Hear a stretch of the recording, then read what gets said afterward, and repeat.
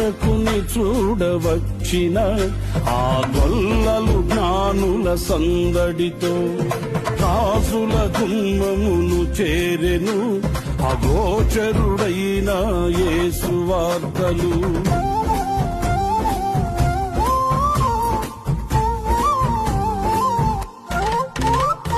రక్షకుని చూడవచ్చిన ఆ గొల్లలు జ్ఞానుల సందడితో రాజుల గుమ్మమును చేరెను అగోచరుడైన యేసు వార్తలు.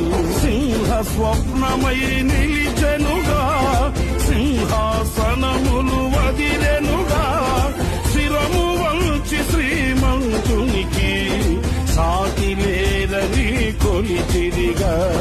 శిరము వంచి శ్రీమంతునికి సాటి లేరని కొలిచిరిగా. స్తుతియు మహిమ ప్రభావము ఎల్ల వేళల ప్రభుకే చెందును.